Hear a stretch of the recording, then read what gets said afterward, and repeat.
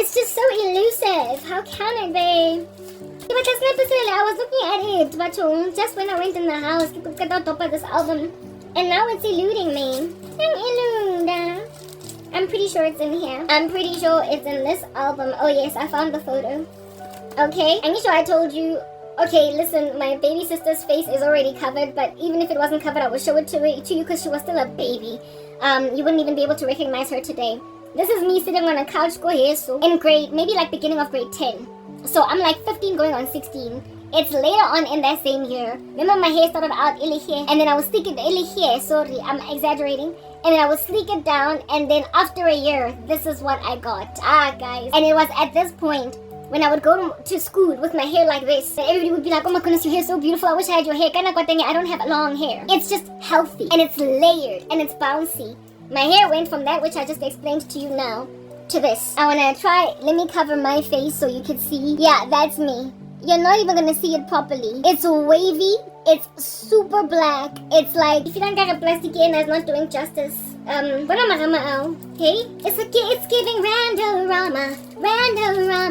Da-da-da-da-da. Okay, I just wanted to say Rama. Yeah, now that you see the plastic hair, I think it's a little bit better. Do you see that girth, y'all? Do you see from the base of the scalp over here, going there, and then the hair that's falling down to the side? You can tell that if this chick just grows and grows and grows her hair, I'm gonna have a main like if my hair got to here, growing like that, it would be so healthy. I ended up having such rich hair that I get in grade 10. All my boyfriends, were always like, my goodness, you've got such beautiful hair. All my boyfriends were all up in my hair grow. It was they don't do justice. Video it doesn't do what I just showed you now justice. You would have to see the real-time photograph. And my hair grew like this. This is now early in grade 10. When then my hair was like this. And after relaxing it, after a few weeks of relaxing and now my hair is growing out, it got boofy, like, right? I made a decision to maintain a bob all throughout high school. I never let it grow past a certain length. I wanted to keep it here because they liked it, like everybody liked it. Everybody was just raving about it. So I kept my hair literally just like what it is that people liked. I was inspired by popular demand. So I just didn't grow it. When then I was in first year varsity, I put all the hair down. My little sister was so cute. I guess she's still cute right now. She looks like my cat. No, because my cat is so cute. Not because the baby looks like a cat. Anyway, kishabila snap mona. Kishabila snap where my little sister is like chilling in between me and my mom, and she has such big cheeks. She was so adorable. Anyway, whatever. This is not time to be out reminiscing. You know, it's funny. When I was in high school, I thought I was thicker than this chick with whom I am in the photo. And now I realize you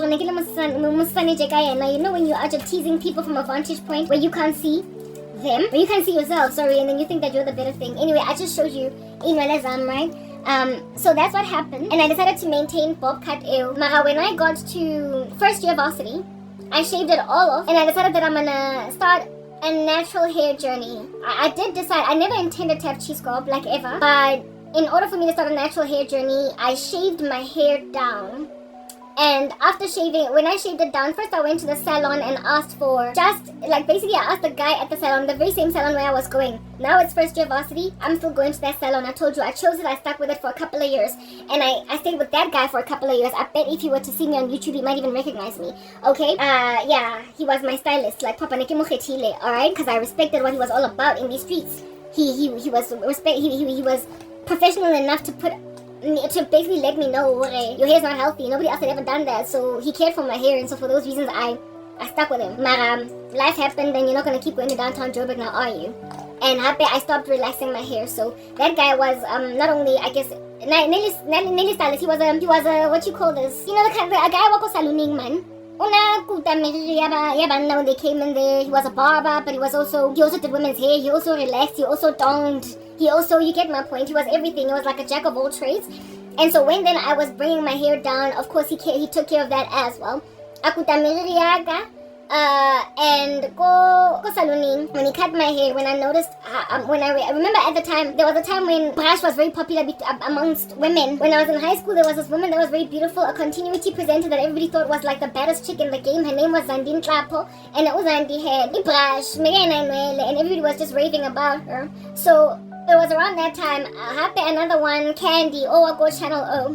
She had very short hair and she was gorgeous, and so it was like a whole rave thing for women to basically have no hair at that time. It's on Facebook. ThankyLinkyThunder.com where I was chiscop. You would see it, like Papa.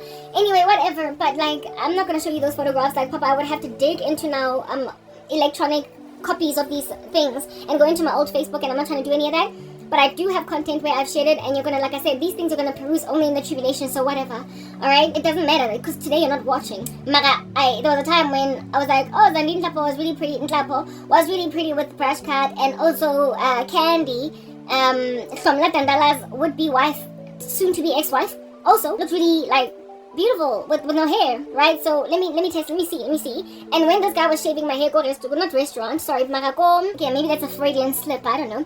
When he was cutting my hair, go salooning, and I saw because I told him to cut basically as at the point where I had new growth, because I was trying to grow an afro, and I was inspired to grow an afro because one of my cousin's best friends from high school had an afro, and I really loved it, and I always aspired unto it, but I just did not have the bravery to go out like that. But now that I was in university and every day is a lot more independent and free, I was no longer in high school where people be following you around when you got a bad hair day. Going over Rifle Range Road, I told you guys that Balateleta Muriel, seeing as there's less mockery for eccentricity in varsity, I then took the risk only in first year. But I certainly had the desire pretty much since about like grade 11, 12 to start an afro. But I only with bravery embarked on that journey in first year. COVID, I go to the salon, the guy, I ask him to shave my hair only up to the point of growth. But then after he shaved my hair to that growth, I felt like I was so pretty, most feeling out here emulating Zandine Kapo, that I was like, okay, listen, just get rid of the rest of it. I literally said to him, bring it more down, bring more down, bring more down, bring more down. I kept saying to him, you can shave pretty much all of it off, until I ended up lip brush cut. And I walked out of that salon, and I thought I was so pretty. Like, I just thought I was so pretty without image, that instead of I thought I was so pretty without Inuele, that instead of instead of growing afro, I just lingered in brush cut for a couple of months. I was at some point I was working for Rosebank. What made me grow my hair? Like, it was looking at afros, and one guy teased the shape of my head. One guy where I was working for Rosebank as a casual, Stanley B, he teased the shape of my head. And I was like, what in the world? Or something, just like a mean-spirited comment. I wish I could show you when I had a brush cut to show you who he was lying through his teeth, but he was used. I guess even though I was not in Christ yet, he was used to make me finally commence a journey. Yeah, asshole. And so after that teasing session, I didn't at this point start wearing wigs. I didn't care to cover my... I was not spiritually convicted of anything. I just grew it out. So in second year, I commenced my afro. And it was after second year where I had to drop out COVID. In second year, somewhere in the middle of second year, I commenced my afro. And I had to drop out of it because my mom was not paying my fees in second year. And then in the third year, so this is now 2002, I was in matric. 2003, 4, I'm in first and second year. 2005, I got enrolled into a learnership program at Liberty Life, and I was already starting my afro journey. Okay, and I've got photos of afro and my hair has never been healthier ever since. Guys, I got photos, okay? Like, they're everywhere. Like, when you tell a story without images, sometimes it's like, but I had really beautiful hair. And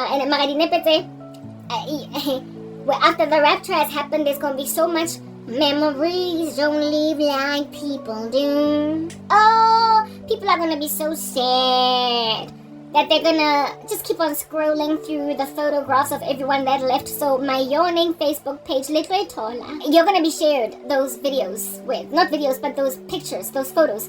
People are gonna share them with you. Like, the world is going to share my video, not videos, that too, but the world is gonna share my content. My old Facebook page, they're gonna be like, oh, this is her, this is the photo she was talking about, this is when she had cheese cup, this is when she had, like, there was a time when I had these twists, and they were literally coming up to here, like, and they were just dangling. And my friend was like, oh my goodness, your hair, give me your hair. I want to eat it like it's an apple. Give me your hair. And I was like, I wish I could, girl. But thanks.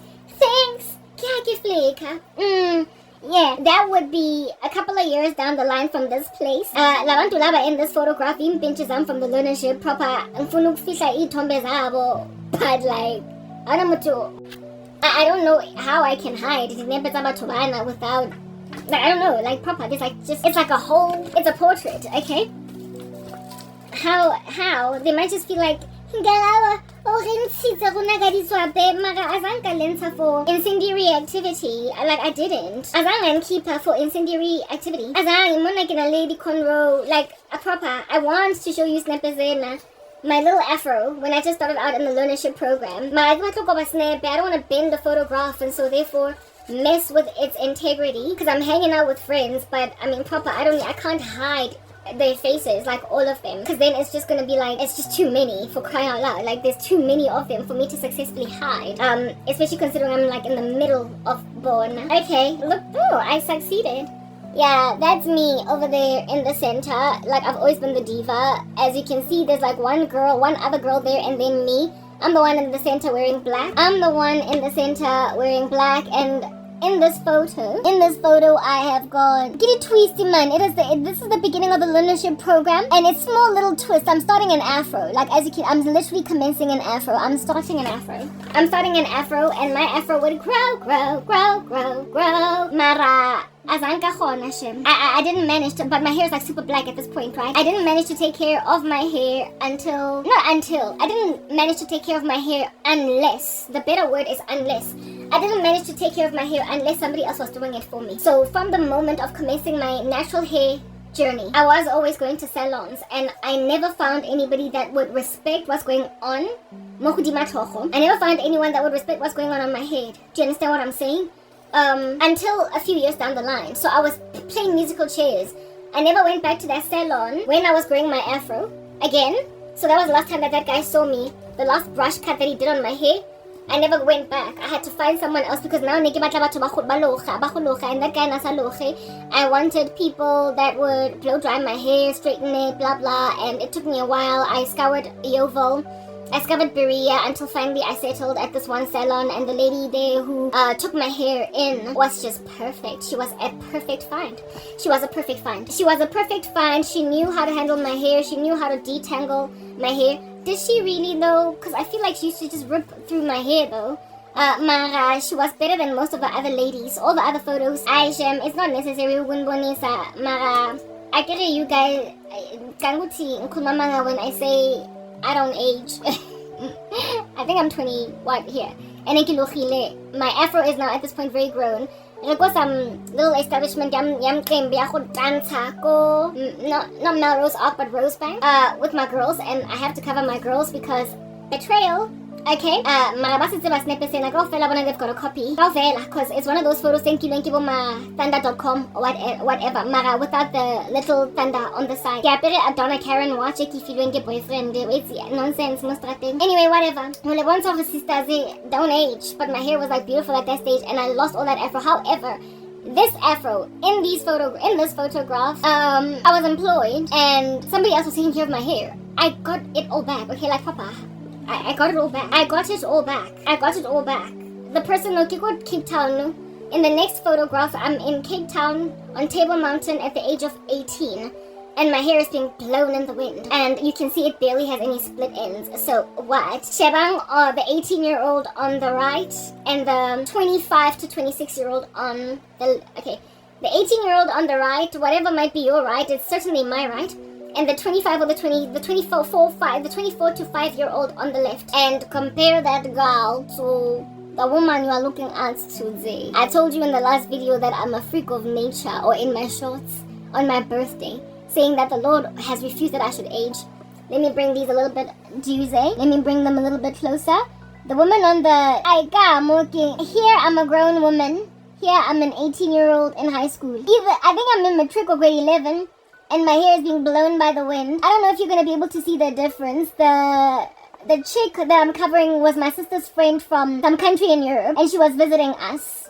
The white girl in the background, whose body I'm covering, this one, Kim Pincha Uswaka, and we were on holiday with her. And that's the Cran K over there. Same thing. Mona, ne ke apere blush, le eyeliner, le mascara, ntonyana tse jwalo. Hana motho o tla mkhurumetsang glory. I'm just saying. Like, you're not gonna rock up all of a sudden. You're not gonna rock up all of a sudden and do stuff like that. Otra. Like, people bang shanyetsa. Mona ne ke na le 21. Yeah, guys, as in, like, there's hardly a difference in the way I look today versus back then. Here I was 21, it was the learnership, the one where I was covering abangani, bakolena shipping, where I'm posing. I was 21 years old over there. I was 21, here. I sena shem little wana bana bang, and I'm not trying to expose anybody to any of that exposure, basang for permission type establishment thing. Yeah, that's all. Listen, there are a lot more photographs, and I wish I could show you a lot more. Mara, they're not here. These pics are not here. They're on Facebook, and one day you will have access to on a Facebook at me. You already do have access, but you're not gonna find that page unless it belongs to like a very famous woman that has become big because she got raptured and everybody's now watching her videos. These albums, yeah, short, and the baddest photos that I had or I have are in on Facebook. They're on Facebook, my latter life, and you will there in those photographs see then. So I mean, at this point, I just need to put stuff away. Yeah, I don't really have anything else to show you. It was okay. There came a time when like my Afro guys, like, I wish I could show it to you. It was really big when I was when I was in the world and somebody else was taking care of it. My hair got thicker and more voluminous than it ever has been. It got healthier than it ever has been. Thanks to persecution and thanks to me handling my own hair.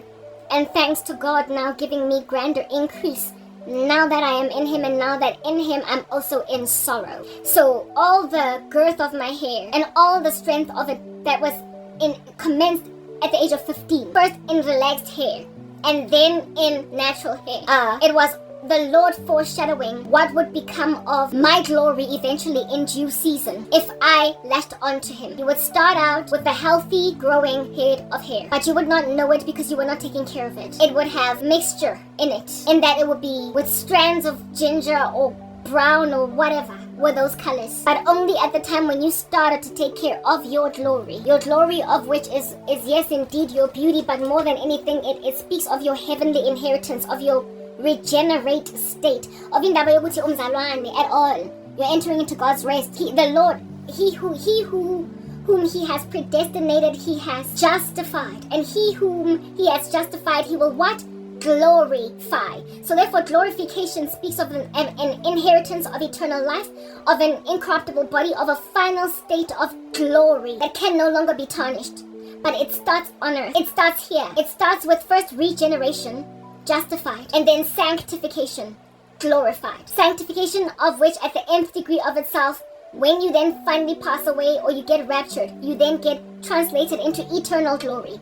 The weight of glory and the momentary afflictions ain't got jack on what it is that you're enduring. Romans 8 verse 18. But it is a sifting. It is a separating. It is a ripping apart from the world. It is a painful process of you having to let go of split ends. I can't get the analogy. You gotta let go of split ends. My uncle and my cousin who used to do hair were always all up in my grill saying, Karabo, utlori like some more sharp.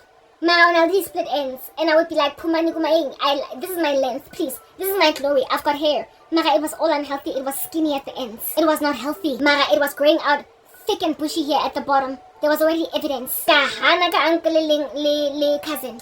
And then I met a young man in a salon that did hair. Wanjelana, yes, split ends, young girl. I was like, Pumama guma split ends, wam. He was like, okay, I'm good like hair. Eventually, however, because he gently counseled me, I was like, okay, I'll give you a shot. Until I felt like I was nothing and no one. I was scared, thought I was gonna go to school and get teased like Muriel, even though it was before the days of Muriel, but I wasn't teased. I was complimented for healthier looking hair, even though it was shorter. I would sleek it down, and all my boyfriends later on would come to basically praise my hair, right? And people like my hair. My mom's friends used to be like, "Oh, my hair was like always commented about when I was on the listen. My hair be it in an afro or relaxed. I didn't think I had hair. That's the thing. That made any sense at all because my cousin had better hair.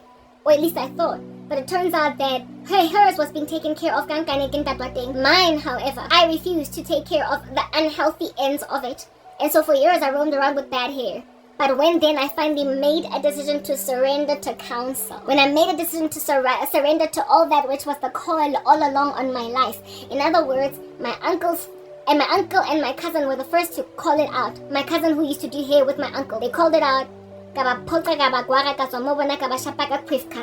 then the gentleman, the young man, wako salooning. However, between my uncle and the gentleman wako salooning, there were other people that used to do my hair that didn't care to let me know that I've got a problem with my hair. This one I go to, and then I get off the taxi, I get into the saloon, and then he tells me, and then initially I'm, again, just like with my uncle, quiff current. Just like with my cousin, quiff current. But then after a couple of months of him taking care of my hair and me noticing that he's got my best interest at heart, I then decided to give him a chance. And the chance paid off. And at the chance paying off, at the time of him cutting my split ends, my hair still had brownish,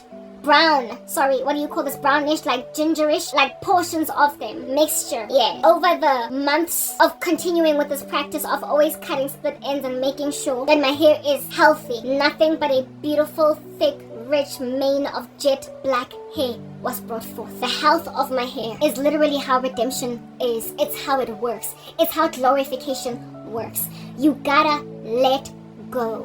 But you tend to be given so much counsel in the run-up to you finally making that decision, that by the time you make it, you wake up and smell the coffee and realize that, listen, I've always had it. The capacity within me has always been there. You know how I used to covet my cousin's hair? My cousin's hair was, however, already taken care of by her dad from the time she was a child. Mine, don't touch them. It's my lens. My family wasn't abusive like that, so they left me alone. But it hurt me. And I would learn only years later, a teenager, from the time I was but a preschooler, a toddler. I'm a teenager, like 10 years, After 10 violent years later, only then, I'm like, fine, I'll give you a chance. It's like what you do when you finally give your life to Jesus. Fine, I'll give you a chance. Let's see what you got. And on the first day, when you go to school, after seeing what you got, after God cuts off all the idols out of your life, the loose ends, the splits at the end of your hair that are causing more damage, more breakage, and causing you to have two different colors of hair. After cutting all that, you will initially feel like, I don't have glory. But then the Lord will give you a strategy to sleek it down until it looks cute in the run-up to it growing back again. And you will be pleasantly surprised by the response of your leaf on life that you have turned. Ever so immediately. There will be people who will pick up that you are better. You are lighter on the taste buds. You are easier to embrace. There is more. Your life will immediately transform others around you. Not so much transform, but be noticed positively so by others around you. But unfortunately, Satan, when you are newly in Christ, while you might have initial favor, because he now sees he will then cause hostilities to happen in those people, and they will start to turn against you. The very people that praised your initial walk in Jesus, how you're so much easier, so rumecha, so more obedient, you're kinder, you're more generous, you're more selfless. They will initially compliment that, and they will initially say, I like what you're doing now. Your new relationship with Christ has made you a better person. You're easier to handle. You're easier to maneuver around. Before, I will admit, I kind of struggled with how moody you were. Now you're just so much lighter on your feet. They will initially compliment you. Listen, in the beginning of my walk, people that I grew up with, they were always professing Jesus Christ. I fellowshiped with them. My relationship with them improved. We went on lunches where before we had grown apart over, years, because high school. And it had been years since I was out of high school. I got born again at 26, so it had been a good 8 years since being out of school. So with my girls that were from high school, we were not in constant contact. And sometimes years would go by. Not that we were at odds, it's that we kind of, life happened, and I made new friends in this corner, you made new friends in that corner. I got reconciled, to them. I got reconnected to those randos. What? And we would fellowship on the phone. One friend, I was with her on the phone every day. Wankutake phone like a MTN to MTN, free calls from MTN to MTN for stuff. Every single day, I would call her in the office, and we would talk to company time for half an hour. I'd be like, girl, I'll call you back after work. I'm out here breaking the laws of the South African government, and I'm on the phone literally, because I get my hands-free kit. girl, I'm parking go jarateng. I'm about to get inside the house. I'll call you back. Okay, sharp. I would then call her. I can go jarateng, and I'm on the phone with her until 9 at night, 10. Alright, we'll talk tomorrow. Kana go teng the whole time waka eng ka modimo. Motho teng waka taba rena, she's always the whole time na sonta na kereka as when we were kids go high school na kereka. And it's like me coming to Christ was re-energizing all that in her, and she was happy to see me love the God that she claimed to have loved all along. Initially, I fellowshipped with my friends so swimmingly. That was religious as a teenager on the come up. There isn't even one that did not appreciate my new leaf, that did not appreciate my conversion to Jesus. But a couple of months down the line, they went sour because they were not rooted. Parable of the sower. Some of the seed falls on thorny ground and it grows up with the thorns, and the thorns choke them and so they don't bear fruit. The things of this world take them over. Persecution takes them over. They are on the path, so the bird eats the seed. Or they are on, again, there's the path, and then there's the thorny sand. And then there's the one that is in a strange place, and so it gets burned by the heat, and so it does not thrive. It's too shallow. It has not taken root, and so when the sun scorches them, they fall away because of persecution. Yeah, they were one of those seeds. The ones that I was dealing with in particular largely were the ones planted on thorny ground, where the thorns grew up and choked them. Basically, things of this world took them away, and they then settled in their lives, and because of settling, they persecuted me. One went and married some dude that she had to leave, fell pregnant by him despite us having discussed for hours in my car outside of my mom's house, I remember. Literally going through the book of 1 Peter, speaking about how sexual immorality is going to wreak havoc in some people's lives. We need to let go. And she was convicted. And then a few weeks down the line, I'm pregnant. Girl, come on. Okay, sharp. We'll throw a baby shower. Okay, sharp. We'll be at the hospital when your baby comes. Mara, she became very hostile, precisely because she fell pregnant out of wedlock with a guy that she was already very determined to leave. And she persecuted me. Thorny ground. Thorny ground. So, yeah, like I said, in the beginning of your walk, people will, encircling you, initially receive you really well. But the very same people who receive you will then turn against you because they were never rooted. And so that's when you need to, just on your own, maintain your growth journey, just like with my hair. You first get complimented. Everybody says, Karabo, your hair is so beautiful. And then people start getting jealous, and now they say nothing. But when now you've got eyes and you can see in the mirror that my hair is growing beautifully, you will see yourself grow from strength to strength. You will hold on to God. He will chisel you. He will prune you. He will enable you to grow from strength to strength in spite of human approval and human validation. And it is in holding on to God in spite of people now continuing to slather you with praise that then they start to get really below the belt, because you were supposed to walk away when we got over Dabayari. You are so much easier now to be in the company of now that you're all born again. They persecute you, and the intention by the devil with that persecution is to cause you to be like, hi, Suga, just like them. When the cares of this world slap you, when people don't like you as much anymore, when you're not being validated anymore, you're supposed to be like, hey, this Christian thing, let me just go back to the version of Christianity that they all this time have been wearing. But you're really born again now, and you keep cutting those split ends. You keep cutting that nasty, dead hair that is not doing anything for you. And over the years, you discover, whoa, I never thought I could have hair like this. You eventually get to a point where you are like, I never imagined that I could grow hair like this. I don't know how many women on YouTube whose content I watch that would show before pictures of their 4C journey and be like, guys, I never thought I could grow hair. I never thought I could be this, I could be that. This is me when I was just out of college. And now, Mutwateng is sporting a main engaga. And she's out here swaying her hair left to right, and it's just so thick, it's so bushy, and you're like, ooh, you will sit there on some bed. Girl, yes, like it though. How did you get that right? Because you know how our hair is just like, patience, hard work, dedication, and gentleness. Endurance. Do not grow weary of doing good, for in due season you will reap the peaceful fruit of righteousness if you don't give up. He who endures to the end will be saved. Endurance makes all the difference. It's not how you start, it's how you finish. Endurance is the difference between your sisters, your siblings in the same household within which you grow up. But I showed you my sister's hair and mine, more or less the same. But today, my sibling, patchy,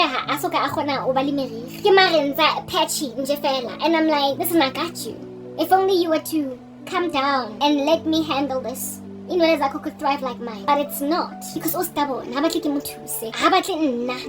person, it never used to be the case. When you keep on rejecting the call of God on your life, your growth will be thwarted, it will be stunted, but you will end up so furiously jealous of somebody that ran with Christ and left you behind because you didn't want to run with Christ. You will be furiously jealous of how the Lord has preserved them, helped them grow over the years. You will look at them into the future and be like, yes, like it, if I had started the journey with Karabo, like she said in the beginning, I also would be preserved. But you see, by the time people get to that tail end, they're so bitter at all that which they have lost in comparing themselves to the body of Christ that they cannot fathom in their bones, even in the slightest. They cannot fathom it. They can't fathom letting us thrive now that God has clearly preserved us. So they determine for the end of our souls because they don't want to have to be bitter, they don't want to have to mourn, they don't want to have to cry when we finally get our own. Now, as I'm speaking to you, I had a vision of masonja, mopani worms. They're worms, but in black culture, people eat them. Yeah, the Lord was showing me, labantu laba, they like worms, but they expect people to eat them. They're unclean, masonja, and they can be made crunchy and tasty. But at the end of the day, a worm is a worm is a worm. You can't embrace it, you can't consume it, you can't take it in your stride. They've made themselves masonja, and they expect Christian women to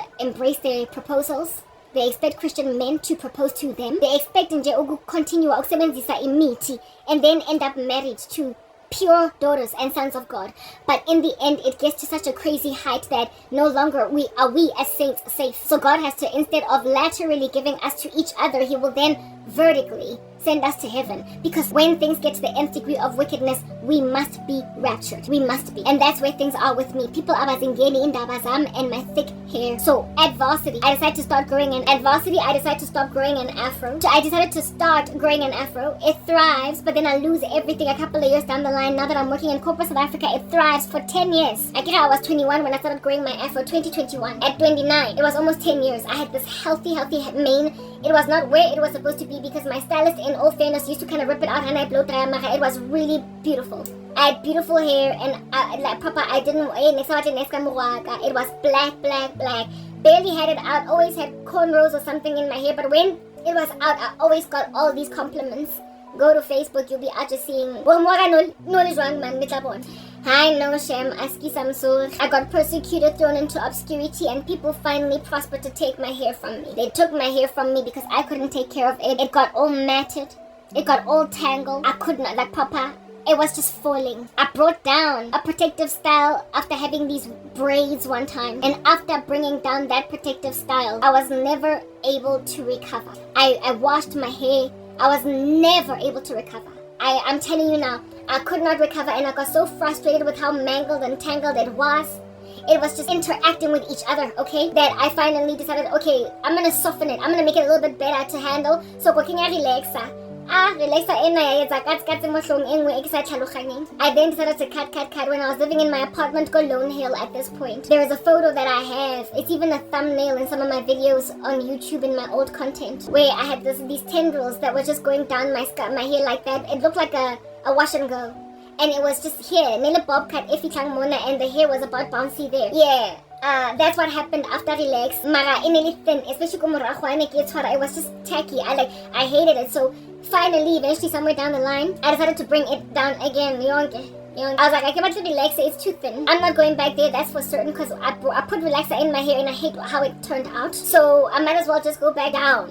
And it was then, when I was living go 4 ways, right? Another apartment. I went through a lot. And I'm not going to explain all the journeys because then I would have to tell all my story in one sitting, okay? Fast forward a year and a half, 2 years down the line from the date of losing my job at MTN, I was now living in an apartment in 4 ways, having used my pension money to pay 1 year's rent in advance. And it was there when I went Chisco. And there when I then went German Cut. And there when I bought these wigs. I've already told you how it came about that I would buy these wigs. Right, yeah, okay. After buying these wigs, I decided to grow my hair then underneath them, right? Bring back my afro. At which stage I was like, listen, I'm gonna try and get this thing done, or I'm gonna wait for God to give me a job again so that I can find another stylist that will take care of my hair. So however slowly my hair is growing right now, it'll come back. I know my hair can grow beautifully. I've seen it before. I can't take care of it. So for now, what I'm going to do is just rip it with a comb. I'm going to just every day, not every day, it actually was every day at some point. At some point it was every day. When your afro is still really new, you are just ripping through it, especially from the back. You start from the back here and you're raking through it like it's some grass, like it's plowing or whatever. You just plow through your hair. In the beginning, I used to do that every day, right? But then when my hair got a little bit bigger, a little bit more, it grew in spite of me. Every time I go through it, every single day. I would like have like, so anyway, I was ripping through it. It was counterproductive, but despite that, it was still growing. There was length that was retained in spite of raking through my hair. Garden fork. Anyway, I got to a point where my hair was a little bit longer, and when it got a little bit longer, I then decided to protective style it. Kamapondo. And so therefore keep it for a week before bringing it down, shampooing, and then raking through it, and then putting those mapondos again. And so I started to notice length coming back to me, but my hair was never as thick as it was before, because I was raking through it every single week to detangle. I was raking through my hair every single week to detangle. And so while it was growing, it was kind of thin. For an afro, it was kind of thin. It was never at the point where I had my hair before. But I told myself, God is going to give me a job soon, then I'm going to get a stylist again, and then I'm going to get recovered to my hair. I always had hope that I'm going to get a job again. I'm going to be okay again. Like, my life is going to be recovered. I always believed that I was going to get my husband, my children, blah, blah, blah, all that jazz. And I imagine that in the perfect season, God will do right by me pertaining this hair of mine. Raking, and my hair finally, it grew until I had my pondong, and I could do that. I would do every week. Sundays, wash my hair, rake through it, and then put it in a bun again. Blow dry when I was in high school, when I was in university, and in the beginning stages of my afro, I tried to blow dry my hair, nothing gave. Because I was literally trying to blow dry 4C hair. I didn't put it in, I didn't do sections, I didn't know how to do hair. Alright, so I would wash my hair and then beki locha, and then tuck in mapondo out, I think that's how I used to do my hair. Mara, it was very bushy and fluffy in the center. Mara kamo masaiting, it was blow dried. Like, it was just weird. My hair was weird. Anyway, whatever. I ran with that for a few years until I found a stylist, okay?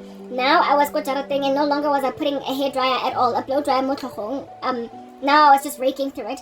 And it grew, but not successfully enough, until one day I decided to start watching tutorials on YouTube as to how to get my hair did. Where am I gonna get favor? I thought that I needed to have money. I thought I needed resources, but I realized I had kitchen ingredients that I could use for hair growth, etc. DIYs. Right next to, like, try to detangle, try to manage your hair. However, I found all these ladies' videos that teach on 4C hair. I found their journeys to grow their hair, especially when they are, like washing their hair and detangling. I found it arduous. I was suffering, and I still am suffering. And I wanted a quick hair care routine that would enable me to grow my hair at the most maximum of its potential without hours on wash day, without I did not want the arduous journey of a 4C. So because of how arduous taking care of 4C hair appeared to be, I was like, okay, I'm gonna make like Frank Sinatra and do it my way anyway. So that's when I embarked on journeys like, the whole thing is also true of my skincare, but that's another story for another day. I have cleared skin. I had a time when I had lots of acne. Like, I've just gone through the most. Anyway, whatever. I went on journeys where it is that I would take their counsel and braid my hair. I taught myself how to cornrow, whatnot, using YouTube tutorials. I would cornrow, but then I was doing a terrible job at it, and because my hair was not straightened, because I did not know how to blow dry my hair, get it straight so I could cornrow it properly. My cornrows always looked really tacky, and I was like, but I mean, I can't be out there working up doing videos looking like this. Am I gonna put wigs on? What am I gonna do? So I decided to just keep my pondo aga. Right, then I entered into, there was a season when I was doing not flat twists, but what do you call this thing?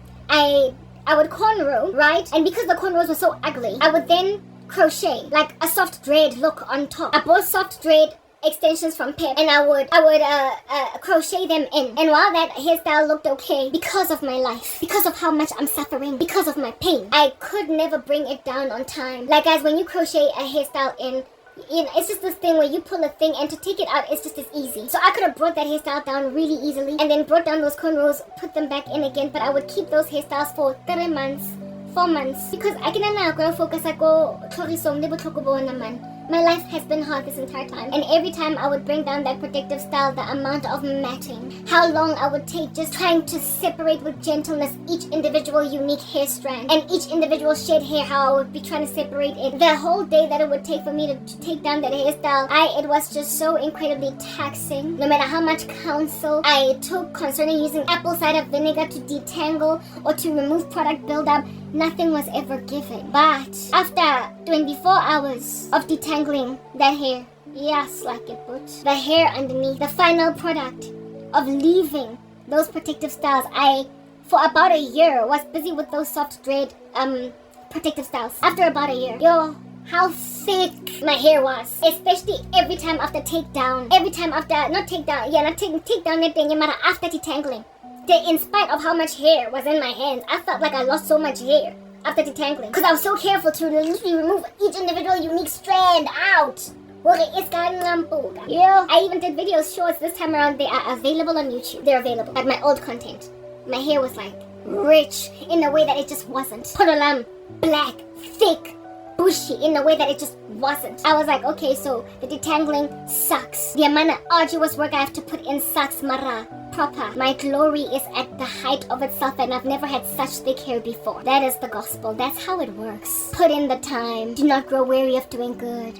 For in due season you will reap the peaceful fruit of righteousness if you don't give up. In the end, you realize that it wasn't in vain. But if you don't trudge through it, you will never know. If you just rip through that mane, that glory, with some afro comb, you're raking through your garden. On the day you're raking through your garden, on the day you're removing autumn leaves, you will never see the results. It is a slow, long-suffering, patient endurance of evil journey that yields bountiful crop, fattened calves, harvests for days. But in the run-up to the amount of work feels, like I said, torturous.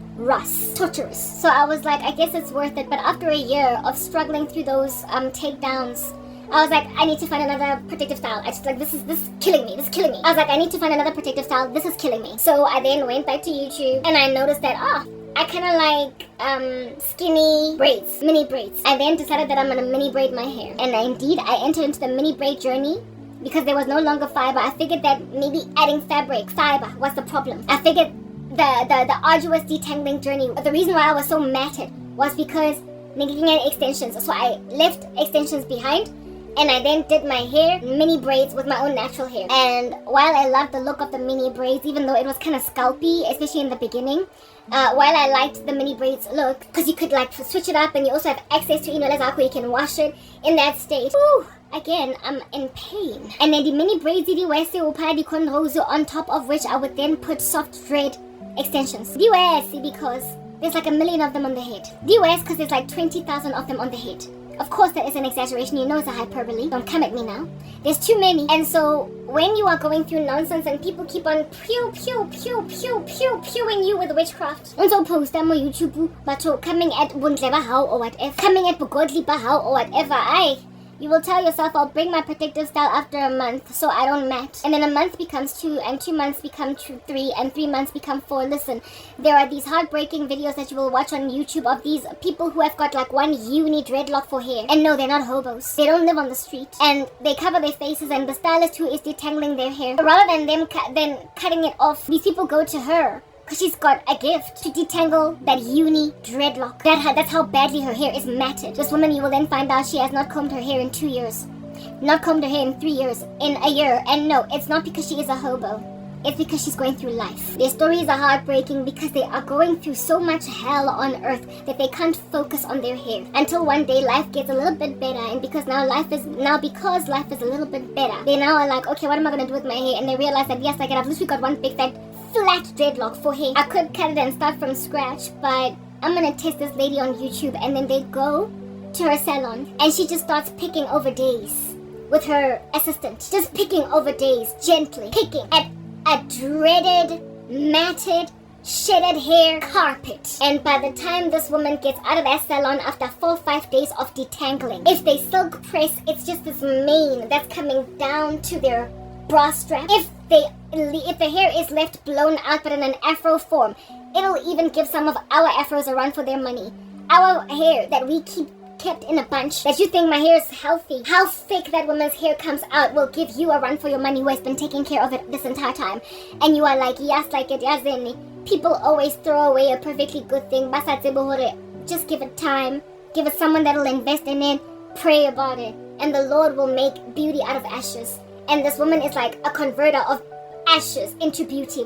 She grabs these uni dreads. She grabs these matted hairs. And she just picks over days with her assistant. If she did not have her assistant, it would maybe even take double the time. And out comes this fluffy afro that's perfectly detangled. You can run your fingers through it. And when I watch these videos, I always cry, okay? Because I can relate with how it is that even though you want to take care of yourself, you want to have your back, you want to look out for yourself, you want to protect your glory for the future, because you trust that when you get out of this, you are still going to be a person, man.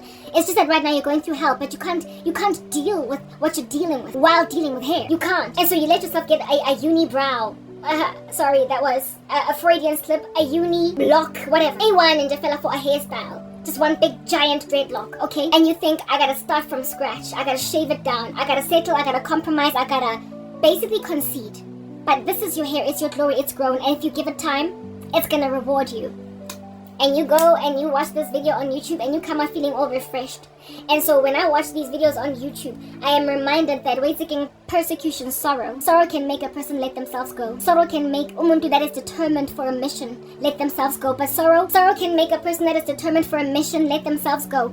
But sorrow also has power to make you realize that sorrow made you lose everything before. So therefore sorrow, over my dead body, that I will let you make me lose my hair again. When you realize, when you look around, scanning the periphery on the left and on the right, that no one is coming for you even after 10 years of suffering. You stop expecting to get a job so you can get a stylist, to finally do your hair so you can finally start growing your hair again. You finally start to make a decision that you're gonna take care of yourself. You realize that if you don't take care of yourself, then who? Because indeed people are keeping you in that lowly position that you might not be able to recover, that you might not be able to flaunt that hair again, that you might not ever again be that affront to them with all of your thickness of your mane. You know how people can be so jealous? Well, I mean, you can't let people get away with the murder of having taken away your afro. In my life personally, I would say about 4 or 5 times they've taken away my hair. About 4 or 5 times people have taken away my hair. About 3 times they've taken away my skin. They've given me, there was a time when I looked like I had chicken pox on my face. That's how much acne I had all over these streets. I might be wearing fake makeup now, but you've seen me with a bare face. I cleared my skin, y'all. And now my skincare regimen is so top notch that there is a fading dark spot that was from a pimple that came on my face as a result of changing over to a strange product, another product. I immediately went back to what it is that I was using, and I've never